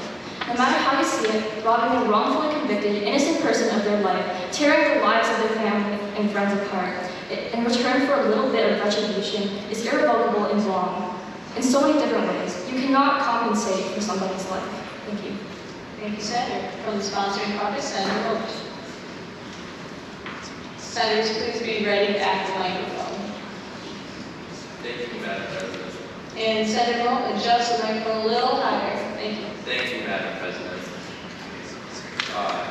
Amazingly beautiful and awesomely smart members of the legislature. Please acknowledge that the cost is cheaper than supposed. Members of the legislature, the cost for a prisoner on death row only accumulates more from trials. Do you know that most people that are in jail also go to trial?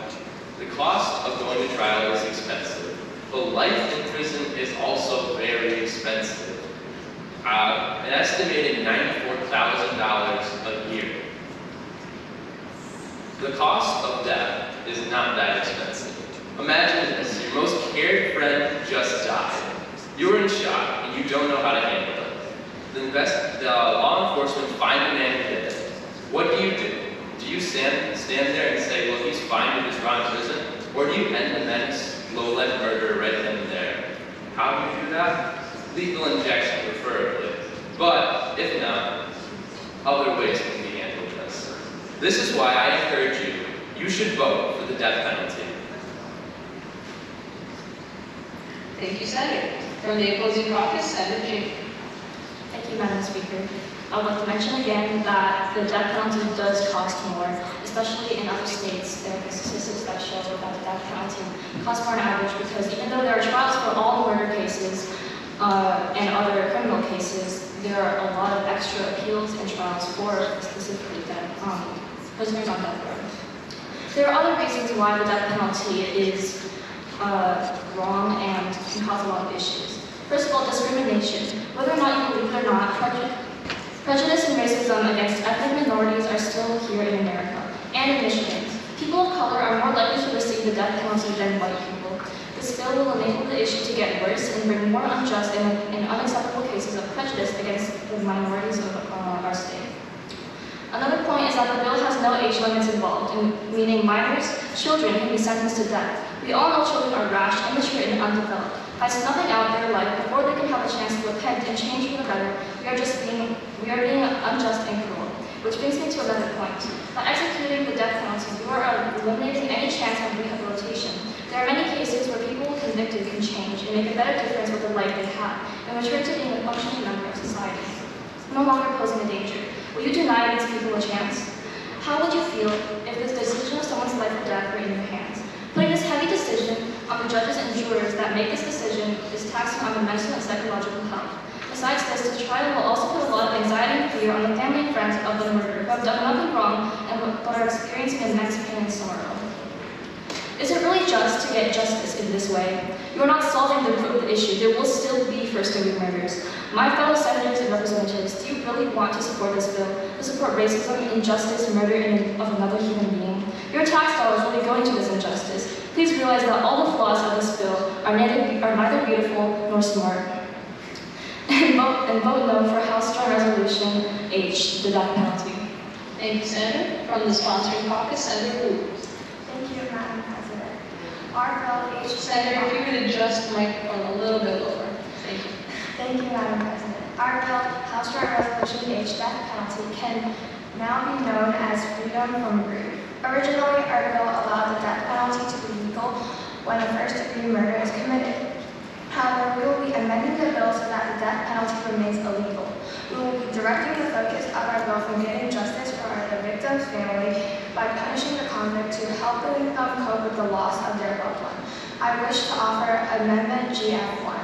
An amendment has been offered for House Joint Resolution H by Senator Wu. Please explain your amendment. We would like to offer this amendment because while convicts of murder receive their punishment, heartbroken families are still deeply impacted by the death of their loved ones.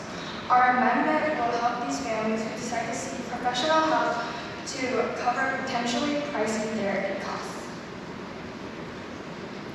Thank you, Senator. We'll now hear whether there is any opposition to the amendment from the Liberty Blue Caucus. Senator Jean, you have 30 seconds. Thank you, Madam Speaker. This amendment is ineffective because it already exists. First of all, the death penalty is already illegal in Michigan, in the Michigan Constitution. And regarding reimbursement for the victims' families, a law is already in place for that as well. House Bill 4674 and 4675 are Michigan laws already passed in 2021 that provide compensation for victims of crimes, and it does what this amendment proposes and even more. Therefore, this amendment is redundant and pointless and defeats the purpose of the bill. Vote nay for Amendment GF1. Thank you, Senator. To clarify, the amendment does speak to, it is written on your agenda. If you need to refer to what it does, all those in favor of passing this amendment so that immediate families, the victims of first and second degree murder are entitled to a reimbursement of up to 12 sessions of grief counseling from a list of state-approved therapy clinics, so that language be added to the bill. Please raise your hand and say aye. All those opposed to adopting the amendment, please raise your hand and say nay. Nay. The amendment receiving an insufficient number of votes is not adopted, and we will proceed to hear closing arguments from Senator Motley.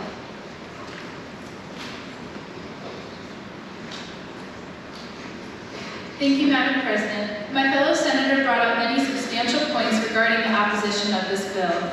Not only is this bill morally wrong to many men and women, and a huge risk to take because of the possibility of wrongly accusing an innocent person, it is also cost ineffective and will noticeably raise taxes in the entire state. In addition, as mentioned previously, the passing of this bill in other states has not proven to lower the crime rates. This bill will eliminate any possibility of rehabilitation for the criminals because they will not be given the chance to recover and improve before getting executed. It proves to be biased against certain ethnic minorities as well as places a significant amount of stress and responsibility on the judge in trial. All of these reasons are just a speck compared to the absolute catastrophe that will happen if this bill is passed. Can't you see that we are becoming just like the person we are punishing, taking their life because they took someone else's? This bill defeats its own purpose as it is bringing more diversity to our state than justice. For these reasons, I strongly urge you to vote nay for Bill HJRH. Thank you, Senator. From the sponsoring caucus, final remarks from Senator Van Oosterhout. Thank you, Madam President. This bill, to clarify, this bill is simple and short, allowing for the option of the death penalty in cases of first-degree murder. First-degree murder is the killing of someone premeditated and intentional. Who here agrees that first-degree murder is equal? Please raise your hand. Most of us. Who believes that people who commit murder are equal? Please raise your hand. Okay, so most of us agree. So why are we letting them live? They're evil. They have murdered someone. We should not be allowing this. This is about justice for the family of the murdered victims. Please vote yea for House Joint Resolution H. Thank you. Madam President, I move the previous question. Without objection, the previous question is ordered and the bill is on third reading. All those in favor of passing the bill, please stand.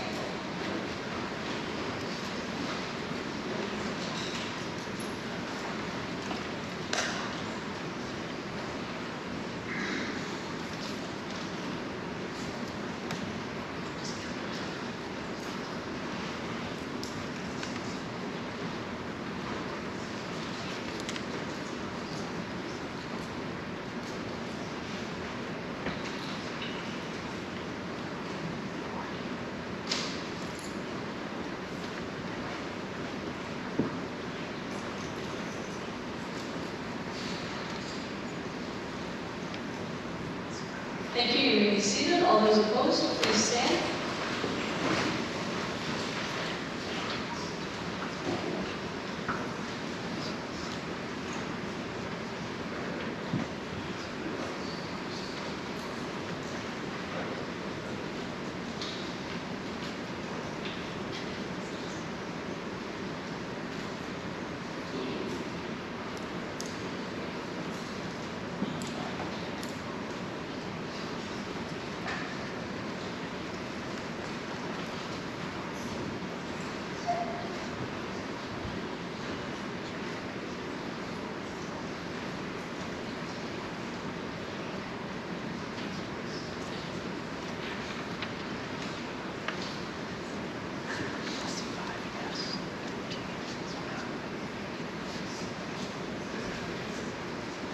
Thank you. You may be seated. Are there any abstentions? Please stand.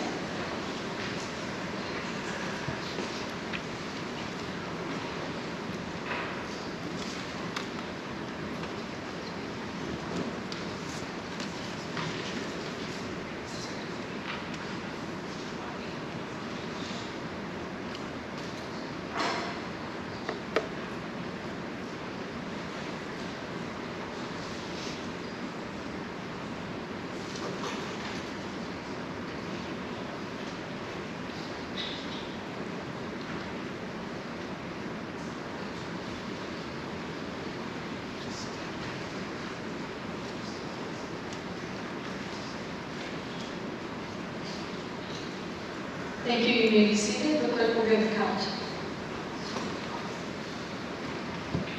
Madam President, there are 32 yes votes, 41 no votes, and 8 abstentions. The bill receiving an insufficient number of votes is not passed.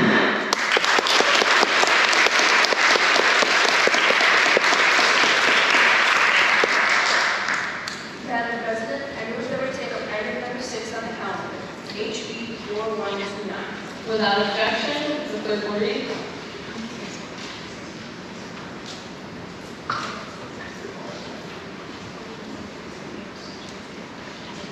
For the sake of time, we are going to dispense with the reading of the bill and beginning the arguments for both caucuses.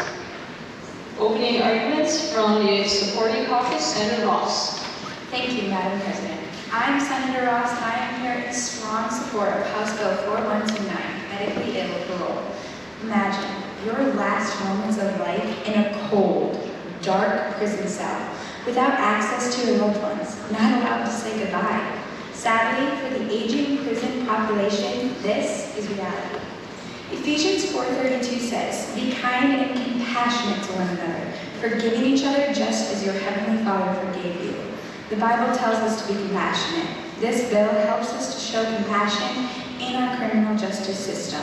It gives medically frail people a chance to pass peacefully, surrounded by loved ones, rather than suffering with little to no medical attention. But it is important for you to understand, I am not saying we should be letting dangerous people out.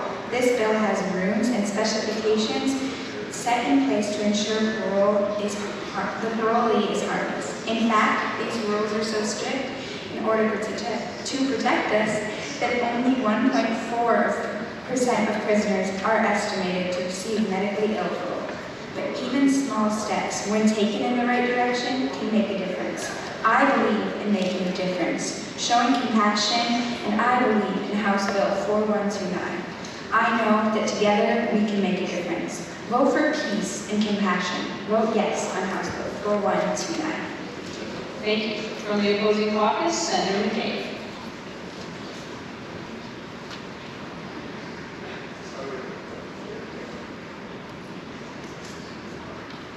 Thank you, Madam President. House Bill 4129 is detrimental to the safety of the communities of Michigan.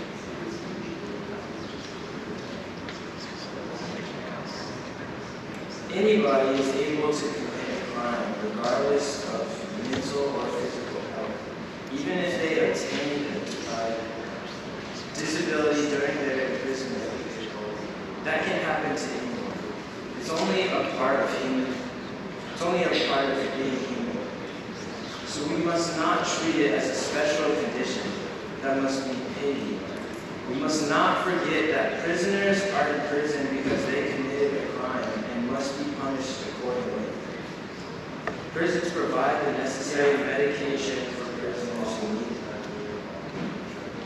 Think about the families who would want justice for their loved ones who fell victim to a convicted felon. Please vote no on House Bill 4129. Thank you, Senator. From the sponsor caucus, Senator Shaw. Thank you, Madam President. I wish to offer Amendment GF2. Amendment has been offered by Senator Shaw for House Bill 4129. Amendment GF2. Senator, please proceed. Thank you. This amendment states that reevaluation of the patient will occur every 6 months to update the eligibility of the patient's medical parole unless otherwise specified. That means that if a prisoner is deemed eligible by the parole board, they will be reevaluated by the same parole board every 6 months. The problem is that these prisoners are dying and they are no longer a threat to our society. Our amendment ensures that these prisoners qualify for hospice care in which they will be presented to the board every 6 months. The board will then determine whether or not these prisoners are still qualified to be on hospice care. We are making room in our prisons so that prisons have adequate space necessary for truly dangerous prisoners. In conclusion, I urge you, my esteemed colleagues, to pass this necessary piece of legislation and remember to vote yes for House Bill 4129. Thank you. Does the Justice Blue Caucus wish to speak in opposition to this amendment?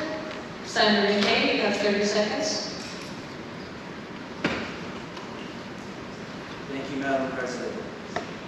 Who is the parole board to decide whether somebody is eligible to be let back into the communities of Michigan? The parole board will go back to their homes whether they live in the community or not. But the people who will be left to suffer of potential crimes of the convicted felon. Senator, your time has expired. Hearing arguments from both sides, we will now vote on whether to adopt language that will require a reevaluation of the patient on parole every 6 months. All those in favor of passing this amendment, please raise your hand and say aye. Aye. All those opposed, please raise your hand and say nay. Nay. The amendment receiving a sufficient number of votes is adopted, and we'll hear from the sponsoring caucus, Senator Magdalene Cook. Thank you, Madam President. To address Senator Motley's point, the language of this bill is very specific in who it applies to.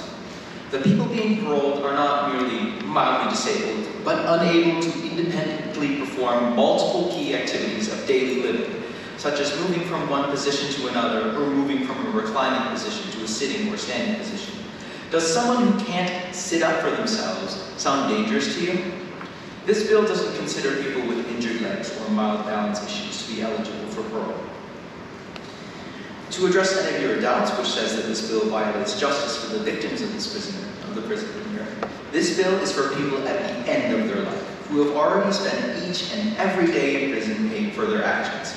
They don't simply go free. These people are incapable of even caring for themselves, never mind causing harm to anyone. We need to show compassion while being just, and this bill accomplishes that. Even so, the prisoners not eligible for normal parole, such as those who have committed first-degree murder, are not qualified for parole under this bill. So don't worry about any bad murderers running loose. And the prisoner must have served their minimum sentence to qualify. Finally, I'd like to suggest an amendment for this bill to address the opposing caucus's concerns. I wish to offer Amendment GF1. Amendment GF1 has been offered for House Bill 4129 by Senator McAlinkin. Please proceed, Senator. This amendment will strike out the clause stating that when defining when a person is medically frail, a patient's motor issues can be a result of mental illness. Mental illness is very difficult to clearly measure. Allowing for medical parole on the basis of mental illness may lead to a situation in which a parolee becomes aggravated when being cared for and briefly snaps out of the motor issues and assaults a medical personnel. Thank you. Does the Justice Brew, Senator Summerfield? You have 30 seconds. This bill already applies to a minuscule amount of the prison population. Now you want to lessen that amount even more? What happened to helping all the medically frail? By the logic of Justice Green's statements, this amendment is completely counterproductive to their goal. Vote nay on this amendment. Having heard both sides, we'll vote on the amendment. All those in favor, raise your hand and say aye. All those opposed, raise your hand and say nay. Nay. The amendment receiving an insufficient number of votes is not adopted, and we will proceed to hear from Senator Summerfield from the opposing caucus.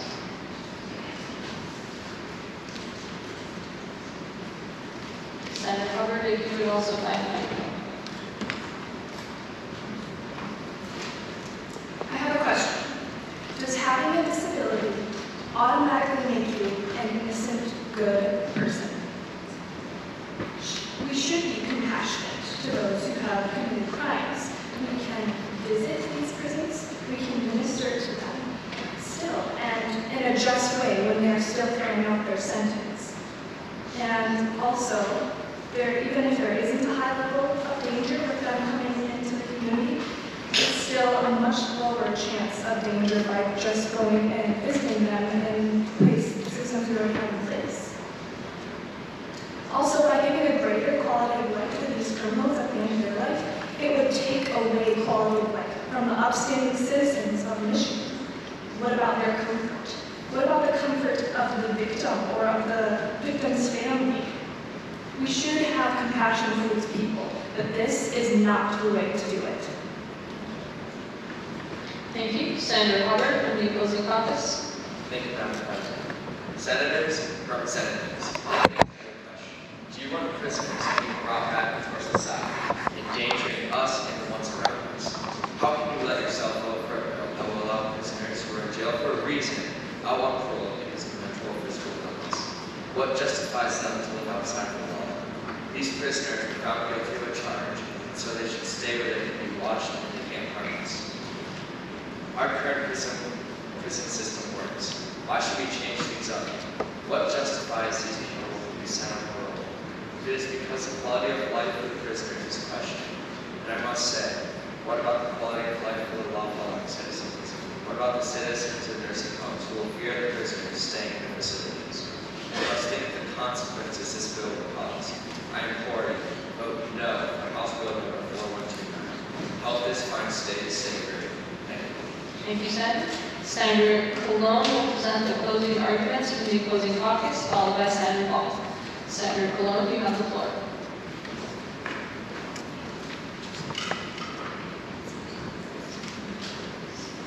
Thank you, Madam President. Those who commit crimes must serve their time. Imagine this. A man commits murder. Suppose he was sentenced for 50 years. And suppose that this man is already mid-aged. Years have gone by and he has become what you might call medically frail. This man has still committed a felony, therefore making him a felon. Yes, this felon may have a family.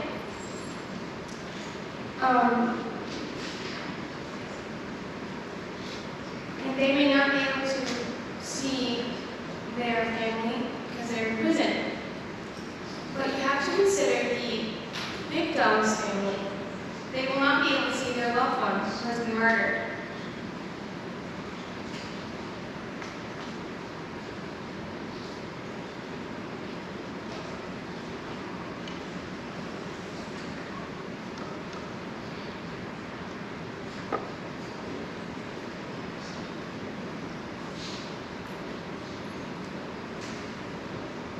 It would be an injustice for this bill to pass. Pure injustice. That is not what this country stands for. This bill would be one step closer to having those uneligible for parole to have parole. I urge my colleagues to vote no on House Bill 4129. Thank you. From the sponsoring caucus, final closing arguments from Senator Ball. Thank you, Madam President. As Senator Colon just stated, the murder victims, or not the victims, sorry, the people who've committed murder, this does not apply to the murderers.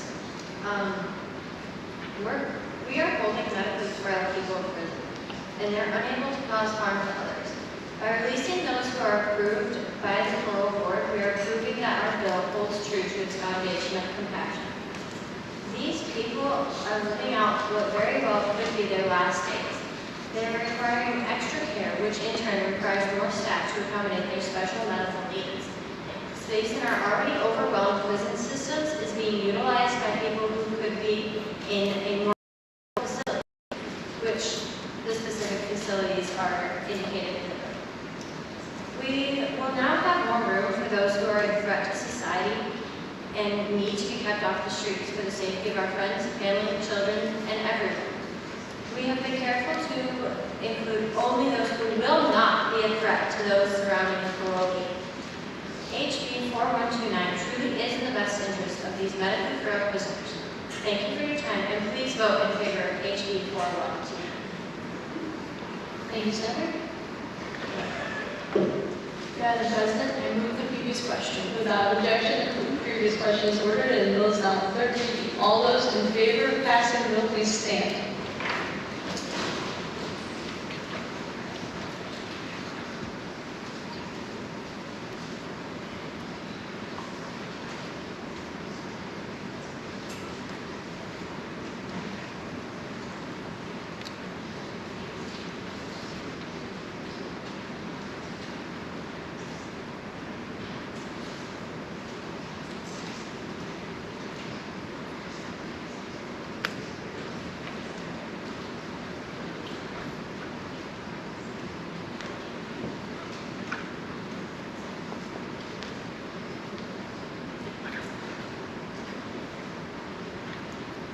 Thank you. You may be seated. All those opposed to passing the bill, please stand.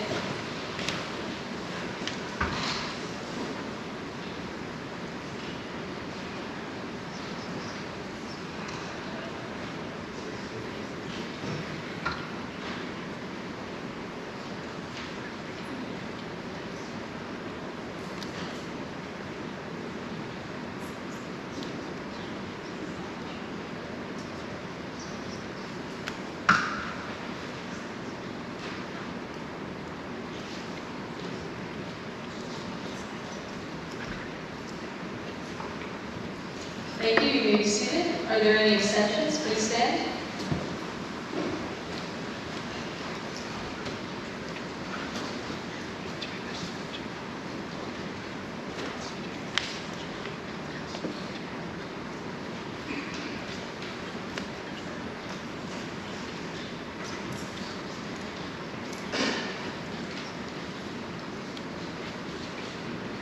Thank you. You may be seated.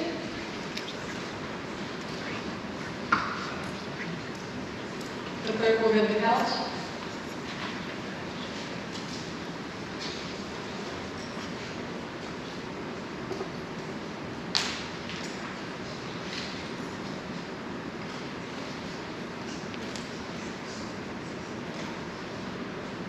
Madam President, there are 42 yes votes, 27 no votes, and 7 abstentions.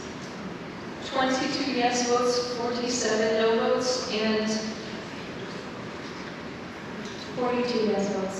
42 yes votes, 47 no votes, 27 no votes, and 7 abstentions. 7 abstentions. The bill receiving a sufficient number of votes is passed.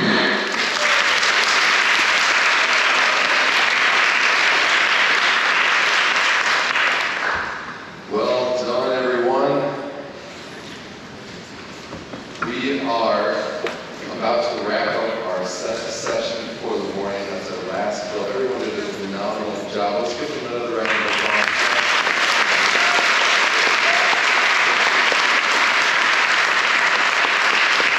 We are a little bit behind schedule, and I have what I hope is an okay incentive outside, which is about 150 meals of Chick-fil-A.